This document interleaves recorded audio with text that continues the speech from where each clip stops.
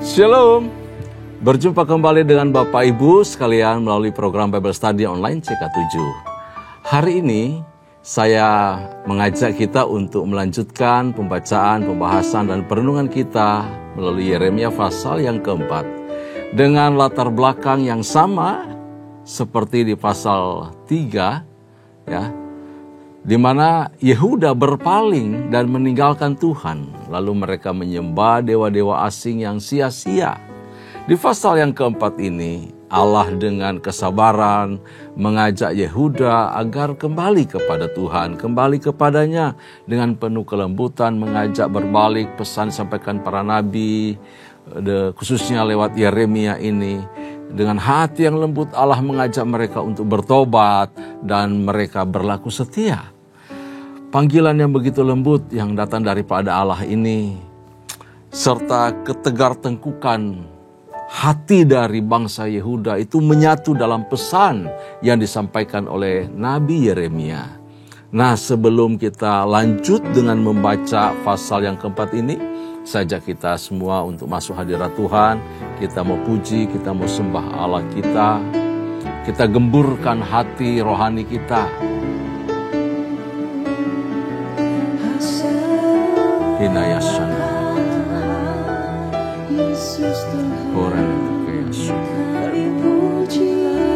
Haleluya, haleluya,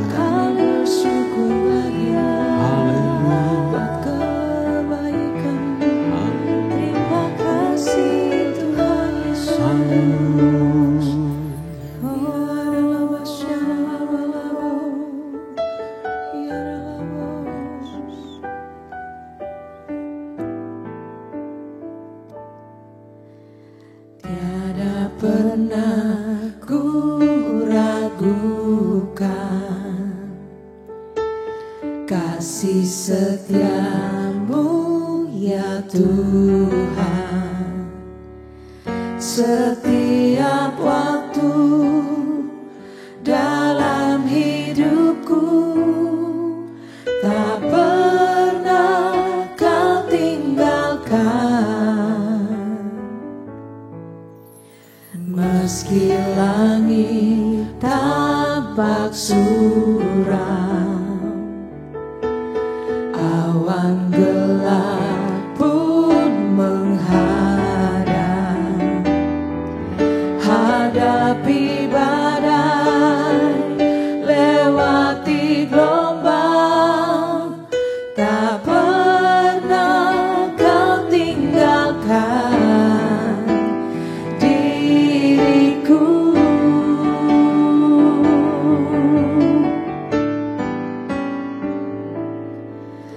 Walau 1000 rebah di sisiku,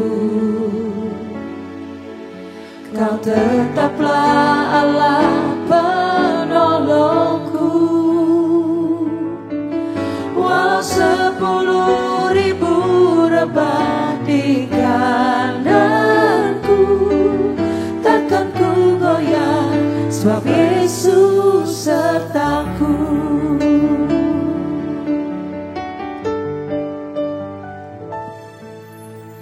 Tiada pernah ku ragukan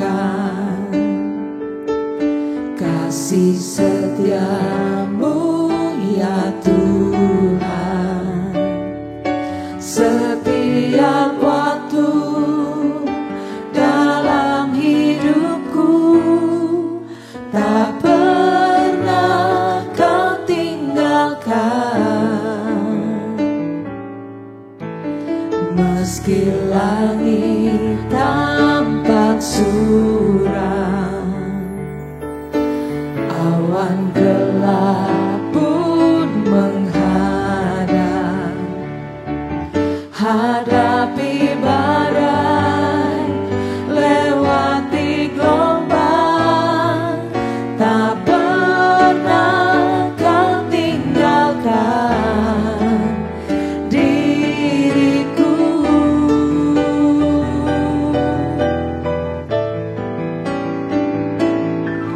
Walau 1000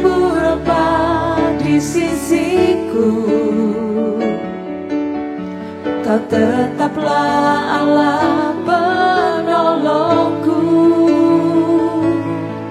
Walau 10.000 rebah di kananku, takkan ku goyah, sebab Yesus sertaku.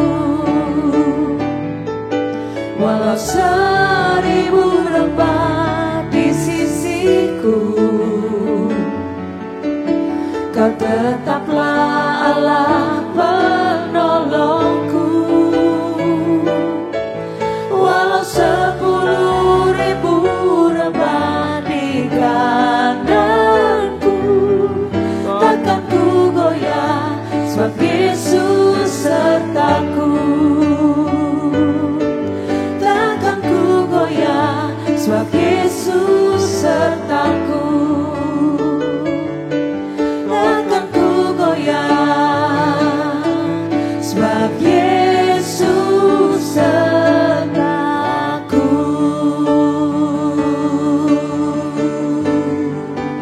Haleluya, Engkau yang setia, kekuatan kami Tuhan. Harta kami goyah, karena kami bersama Yesus.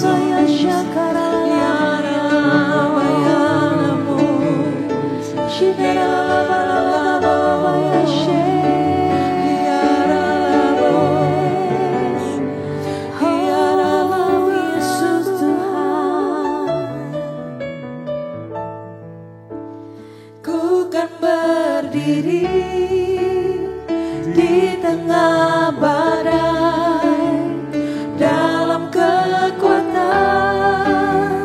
yang Kau berikan. Sampai kapanpun ku kan bertahan, karena Yesus selalu menopang. Ku kan berdiri di tengah badai, dalam kekuatan yang Kau berikan. Sampai kapanpun ku kan bertahan, karena Yesus selalu menopang. Ku kan berdiri di tengah badai, dalam kekuatan yang Kau berikan. Sampai kapanpun ku kan bertahan, karena Yesus selalu menopang hidupku.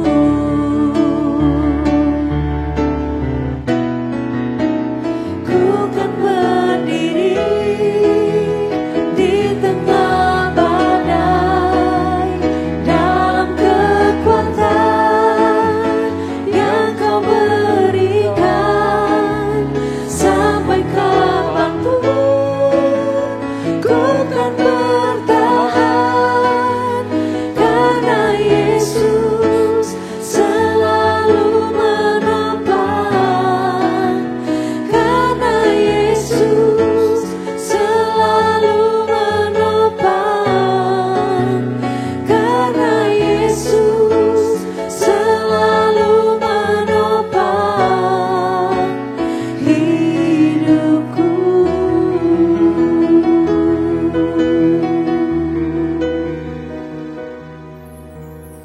Terima kasih untuk kasih setiamu ya Tuhan, yang terus menyertai dan menopang hidup kami dari hari ke sehari.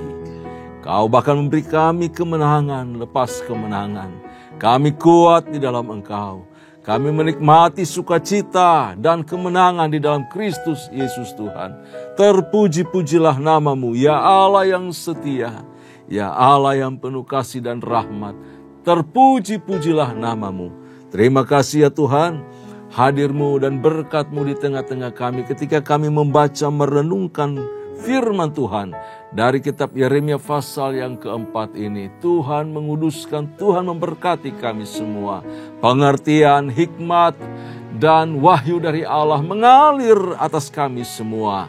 Terpuji-pujilah namamu, dalam nama Yesus kami bersyukur, kami berdoa. Haleluya. Amin. Puji Tuhan.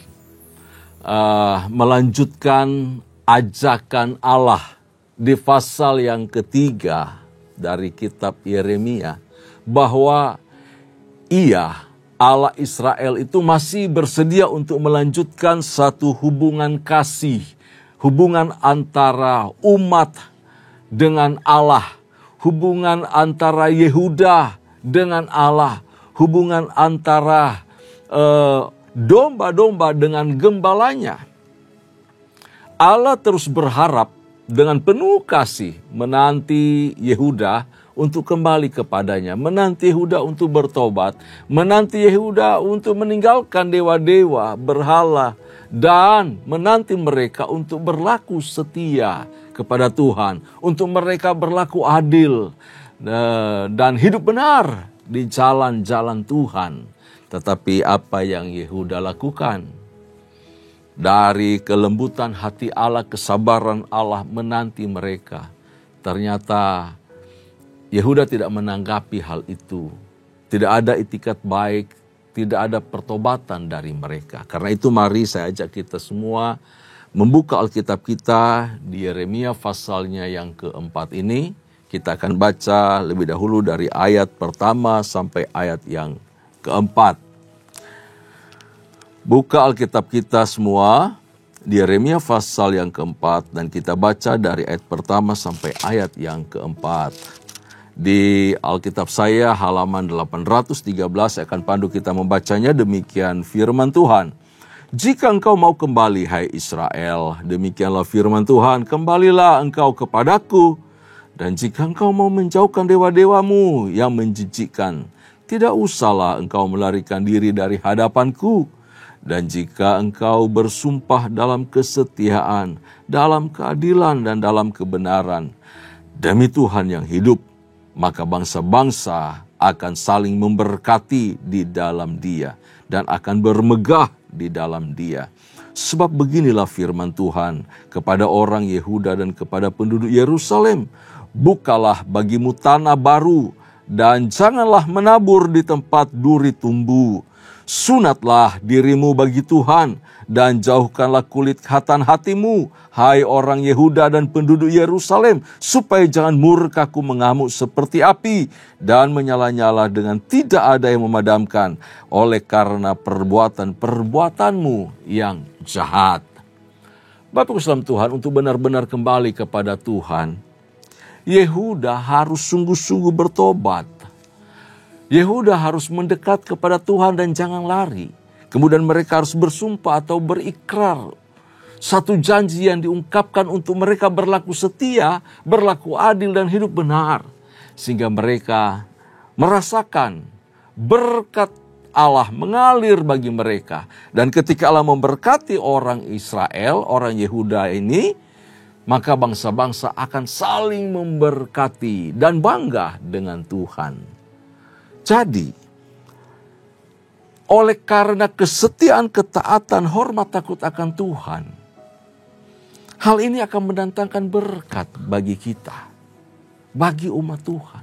Dan ketika umat Tuhan itu diberkati, maka bangsa-bangsa, orang-orang di luar sana melihat ada Tuhan dalam kehidupan kita. Hidup kita mengalir sukacita dan damai sejahtera. Ada pertolongan, ada penyertaan Tuhan. Sehingga bangsa-bangsa itu saling memberkati dan memuliakan Tuhan. Mereka melihat, oh luar biasa ya hidup orang-orang di mana mereka punya hati yang mengasihi Tuhan, hati yang bertobat, hati yang takut akan Tuhan. Nah ini Bapak Islam Tuhan, memang pada kenyataannya mengapa bangsa-bangsa sulit untuk percaya kepada Tuhan. Mengapa banyak orang di luar sana sulit untuk menerima Yesus Kristus sebagai Tuhan Juru Selamat? Karena hidup kita yang jauh daripada takut dan hormat akan Tuhan. Karena hidup kita yang tidak menjadi berkat. Karena hidup kita yang hanya rajin beribadah, tetapi hidupnya jauh daripada kehendak Allah. Tidak setia, tidak berlaku adil, tidak hidup benar. Membuat kita jadi batu sandungan bagi banyak orang. Sehingga pengenalan akan Allah jauh dari orang-orang di luar sana. Mereka tidak melihat Kristus lewat kehidupan kita. Kembali kepada kehidupan bangsa Yehuda. Untuk Yehuda supaya punya pertobatan yang sungguh-sungguh tersebut. Supaya bagaimana mereka bisa setia, mereka adil terhadap sesama, terhadap kehidupan sosial. Dan hidup mereka benar-benar berkenan kepada Allah. Syaratnya adalah mereka itu harus memiliki kehidupan yang baru. Dikatakan bahwa mereka itu harus menggarap sebuah tanah yang baru. Dan tidak boleh menabur di tanah yang keras seperti yang mereka miliki sekarang. Tidak boleh menabur di tanah yang keras, di tanah yang berduri, di mana semak belukar itu tumbuh di sana. Nah, tanah itu bicara mengenai hati manusia. Tanah bicara mengenai hati manusia. Jadi kalau kita bicara di sini bukan berarti orang Israel harus menggarap sebuah tanah lalu mereka menanam. Ini penggambaran bahwa dengan membuka lahan yang baru, tanah yang baru yang tidak ada semak belukar, tidak ada duri, tidak ada berbatu-batu di sana, maka ketika benih ditaburkan, benih itu akan tumbuh. Jadi tanah ini bicara mengenai hati manusia. Kita harus punya hati yang baru. Yehuda harus punya hati yang baru, yaitu hati yang gembur, hati yang subur, untuk bisa menerima benih firman yang baik, benih firman Allah yang ditaburkan sampai oleh para nabi kepada mereka. Kita juga harusnya setiap hari, setiap minggu datang mendengarkan firman. Kita harus menyediakan satu hati yang baru untuk supaya benih firman ditaburkan itu tertanam, lalu kemudian bertumbuh dan menghasilkan buah bagi kerajaan Allah. Nah, bagaimana supaya kita memperoleh hati yang baru? Di ayat yang keempat dikatakan, sunatlah dirimu bagi Tuhan dan jauhkanlah kulit kehatan hatimu, hai orang Yehuda dan penduduk Yerusalem, supaya jangan murkaku mengamuk seperti api. Sunatlah dirimu bagi Tuhan. Nah, masalah yang terbesar dari kehidupan manusia adalah ketidaksanggupan mengerti kehendak Allah. Masalah apapun di muka bumi Tuhan telah selesaikan. Tuhan sudah bereskan, bahkan termasuk dosa kita. Sudah dibereskan oleh Tuhan ketika kita masih berdosa loh. Tuhan sudah mati buat kita. Jadi dosa bukan masalah di hadapan Tuhan ternyata. Kenapa? Karena Yesus sudah mati untuk dosa itu. Yang menjadi persoalan dosa yang tidak diakui. Kita tidak datang minta ampun sama Tuhan. Nah, itu masalah itu. Tetapi hal yang terbesar, kalau dosa tadi ada jalan keluar, ada solusi yang telah Tuhan kerjakan. Tetapi sehubungan dengan diri kita, ternyata masalah terbesar hidup kita itu adalah ketidaksanggupan mengerti kehendak Allah. Wah, termasuk orang Kristen, orang percaya, mengaku orang Kristen, tidak paham, tidak mengerti kehendak Allah, apa tujuan Tuhan di dalam kehidupannya. Firman Tuhan mengajarkan kita bahwa untuk mengenal kehendak Allah, apa itu kehendak Allah, apa yang baik, apa yang berkenan, dan apa yang sempurna di hadapan Tuhan. Karena tidak mengenal kehendak Allah ini, maka manusia menyimpang dari rencana dan tujuan Allah. Itu kenyataan. Banyak orang Kristen tidak menjadi berkat karena tidak mengerti apa yang baik, apa yang berkenan di hadapan Tuhan dan apa yang sempurna. Sehingga hari-hari yang dilalui penuh penyimpangan, jauh dari maksud, rencana dan tujuan Tuhan dalam kehidupannya. Sebab utama dari ketidaksanggupan untuk mengerti dan hidup dalam kehendak Allah itu adalah karena hati yang tidak bersunat. Mengaku lahir baru tapi pikiran masih lama. Mengaku sudah Kristen sekian puluh tahun tetapi hidup belum pernah berubah. Karakter lama masih melekat kuat, masih mempraktekkan hal-hal penuh keduniawian. Hati tidak bersunat. Mengerikan Bapak Islam Tuhan. Ulangan pasal yang ke-10, ayat yang ke-16 mengatakan demikian. Ini Musa sampaikan kepada orang Israel, sebab itu sunatlah hatimu dan janganlah lagi kamu tegar tengkuk. Bayangin, sudah dari zamannya Musa masalah sunat hati sudah disampaikan, sudah diingatkan. Karena memang ternyata dari sananya orang Israel itu sudah tegar tengkuk, Bapak Islam Tuhan. Nah, sunat itu bicara apa? Sunat itu bicara mengenai pengeratan daging, pengeratan kedagingan, pengeratan kenajisan, yaitu bicara mengenai kebiasaan dan sifat-sifat lama, pikiran-pikiran yang penuh keduniawian, hidup dengan cara-cara manusiawi, manusia duniawi. Itu kita harus sunat bagian tersebut. Potong, ya. Bukan bicara fisik.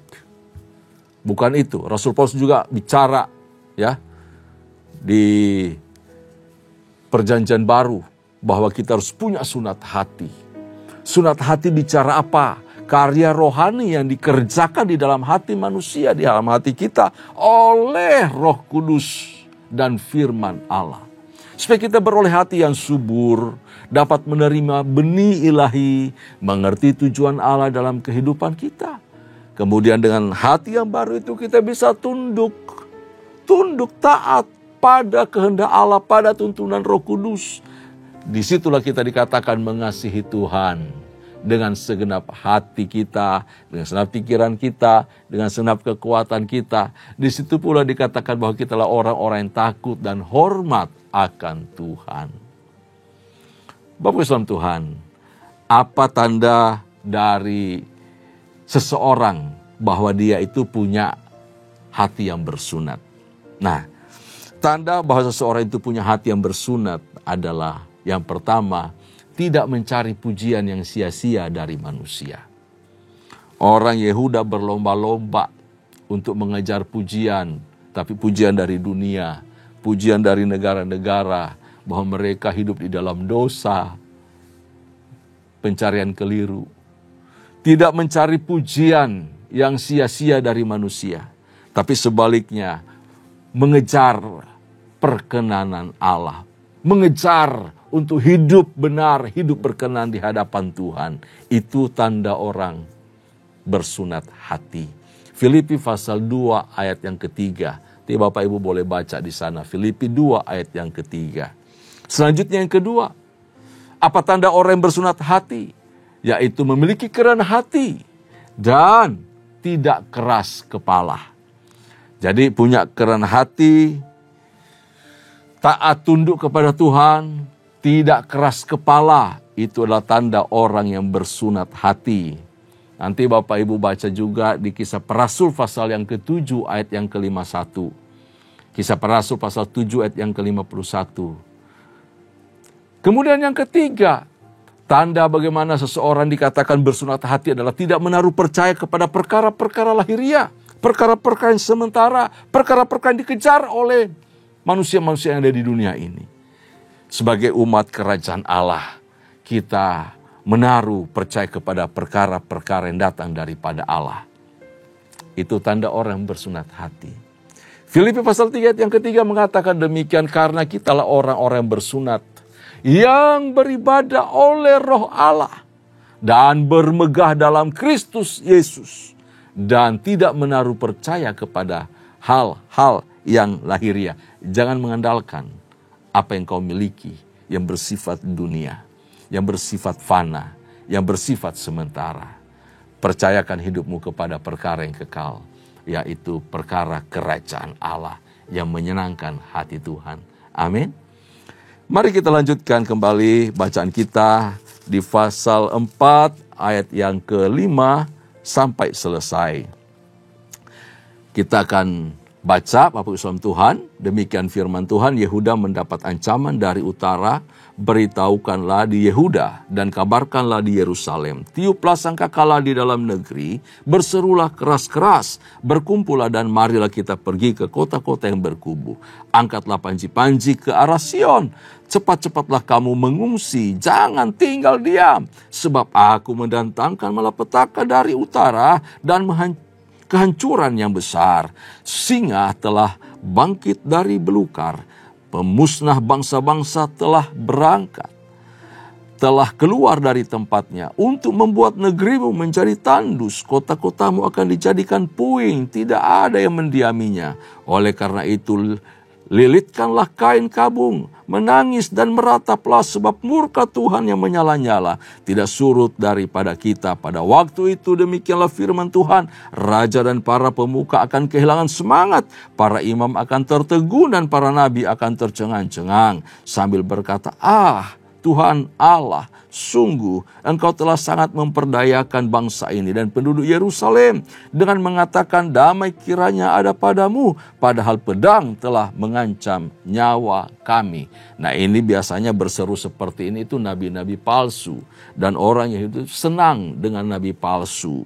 Kabarnya berita gembira, kabar berita baik, tetapi ternyata pedang yang datang.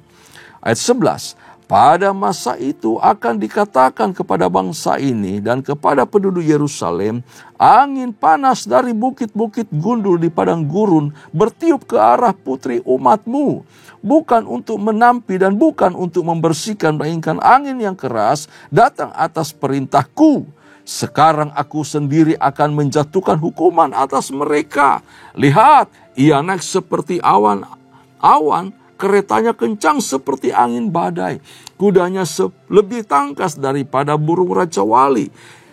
Celakalah kita sebab kita dibinasakan. Bersihkanlah hatimu dari kejahatan, hai Yerusalem, supaya engkau diselamatkan. Berapa lama lagi tinggal di dalam hatimu rancangan-rancangan kedurjanaanmu?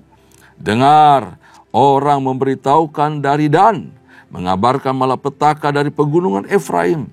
Peringatkanlah kepada bangsa-bangsa, sungguh ia datang.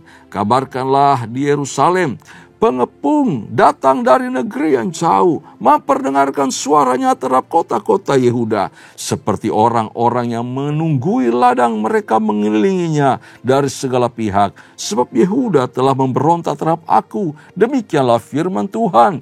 Tingkah langkahmu dan perbuatanmu telah menyebabkan semuanya ini kepadamu. Itulah nasibmu yang buruk, betapa pahitnya sampai menusuk hatimu. Aduh, dadaku, aku menggeliat sakit. Aduh, dinding jantungku berdebar-debar. Aku tidak dapat berdiam diri sebab aku mendengar bunyi sangkakala pekik perang. Kehancuran demi kehancuran dikabarkan, seluruh negeri dirusakkan, kemahku dirusakkan dengan tiba-tiba, tenda dalam sekejap mata. Berapa lama lagi aku melihat panji-panji itu dan mendengar bunyi sangkakala itu? Sungguh bodohlah umatku itu. Mereka tidak mengenal aku. Mereka adalah anak-anak tolol dan tidak mempunyai pengertian. Mereka pintar untuk berbuat jahat, tetapi untuk berbuat baik mereka tidak tahu. Sampai di situ dulu, Bapak Islam Tuhan. Dari ayat-ayat yang kita baca tadi, bahwa Yehuda mendapat ancaman dari utara, dari Babel, alamat tepatnya. Tuhan menarik Yehuda dengan cara lembut, dengan penuh kasih dan sayang, agar mereka bertobat. Namun mereka tetap tegar tengkuk di hadapan Tuhan. Mereka tidak mau bertobat, bahkan mereka bangga dengan dosa-dosa mereka. Akhirnya Tuhan menegur mereka dengan hukuman. Hukumannya keras, ancamannya luar biasa, kengerian. Tadi digambarkan dengan luar biasa. Ini modelnya Tuhan sudah terpaksa, bagus dalam Tuhan. Tidak ada cara lain, tidak ada solusi lain. Ibarat seperti orang tua ya, mendidik anak-anaknya. Mulai ketika mereka bikin salah, melawan orang tua, keras kepala, orang tua mengingatkan, menasihati dengan suara rendah, dikasih peringatan, kemudian dengan suara yang keras. Karena berulang kali tidak mau berhenti, tidak mau bertobat, tidak mau jerah, akhirnya dijatuhkan disiplin. Disertai mungkin pukulan kecil, disiplin, tidak boleh pegang HP, tidak boleh wifi dimatikan, Tidak boleh pinjam mobil atau motor, tidak boleh mengendarainya sekian hari. Semua bertahap. Dan sampai akhirnya sudah bingung bagaimana mau disiplin bagaimana lagi ini selain ancaman seperti itu. Rupanya hanya dengan pukulan keraslah orang Yehuda itu baru bisa sadar. Itu yang terpaksa Allah lakukan atas mereka. Dengan membiarkan musuh, yaitu orang Babel, masuk mengepung, membinasakan, menjarah bangsa Yehuda. Pukulan keras yang berupa hukuman ini adalah cara terakhir Allah. Cara yang sudah paling terakhir, udah mentok. Gak ada cara lain. Ya, Allah lakukan agar umat Israel, umat Yehuda ini bertobat. Allah dengan perasaan berduka yang mendalam. Sambil memberikan hukuman. Kalau kita bayangkan kondisi Allah, sambil dia meneteskan air mata. Betapa dia mengasihi umat ini, tetapi umat ini tidak mau datang, tidak mau berbalik, tidak mau bertobat. Coba tempatkan posisi kita secara rohani di posisi tersebut. Di keadaan seperti itu kita berbuat dosa, melawan, membangkang keras kepala sama Tuhan. Dan bagaimana Tuhan berupaya mendidik kita, mengajak kita dengan kasih. Gambarkan kondisi itu. Siapa saya? Kok saya jadi orang durhaka, orang gak kenal Tuhan, orang gak takut Tuhan sekarang ya. Ya, coba pikirkan juga hubungan Anda dengan anak Anda.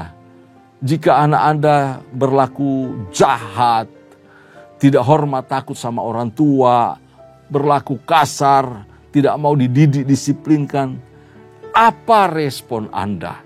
Apa yang hendak Anda lakukan kepada anak tersebut? Demikian Tuhan dengan umatnya. Aduh, menyedihkan sekali. Ya, Allah itu dengan duka yang sangat mendalam. Oleh karena ia harus mengacungkan tangannya melawan umat itu. Dia berada di posisi berseberangan dengan umat tersebut dan mau hantam mereka. Jadi musuh dari umat Yehuda. Ya, tangannya itu mau berupaya satu sisi mencegah supaya jangan sampai binasa. Tapi di sisi lain kepingin gebukin umat tersebut. Akhirnya Tuhan menyerahkan mereka kepada Babel. Itu di ayat 7, ayat yang ke-13 digambarkan betapa bangsa Babel itu digambarkan seperti singa. Bahkan lebih hebat dari Raja Wali, lebih cepat, lebih kuat. Kereta kudanya ya, luar biasa. Yang akan datang mengalahkan dan menaklukkan Yerusalem. Meruntuhkan kota itu, menghancurkan bait Allah, membunuh serta menawan mereka. Dengan ancaman yang begitu mengerikan ini dan dampak yang sangat merusak yang diakibatkan oleh Babel, ternyata ini satu-satunya pilihan ya dari Tuhan untuk membuat Yehuda bertobat dan membersihkan hati mereka dari segala kejahatan. Dikatakan tadi di ayat yang ke-14, bersihkanlah hatimu dari kejahatan hai Yerusalem, supaya engkau diselamatkan. Sampai begitu Tuhan berpesan melalui nabinya. Itulah juga yang Tuhan inginkan dari kita, Bapak Ibu Islam Tuhan. Ya, jika kita taat, Tuhan akan memulihkan kita. Jika kita merendahkan hati datang kepada Tuhan, Tuhan menerima kita. Tadi dikasih tahu juga di ayat 19 dan seterusnya ya, yang sudah kita baca. Ada sebuah pergumulan pribadi. Pergumulan pribadi dari Yeremia ketika mendengar deru perang. Yeremia itu tidak sanggup. Yeremia itu sedih sekali ketika bangsanya akan mengalami hantaman, didikan yang begitu keras dari Tuhan. Ini Yeremia pada posisi menyuarakan hati Allah yang begitu tulus mencintai umat itu. Satu sisi dia juga merasakan betapa tegar keras tengkuknya bangsa ini. Itu menyatu semua. Makanya bahasanya begitu hidup digambarkan di dari pasal 3, pasal 4 yang sedang kita bahas ini. Ya. Jadi penggambaran yang luar biasa disampaikan oleh Yeremia menjadi tanda bahwa nubuatan Tuhan yang disampaikan itu akan mendekati waktu penggenapannya. Sebentar lagi tiba saatnya penghukuman itu akan datang.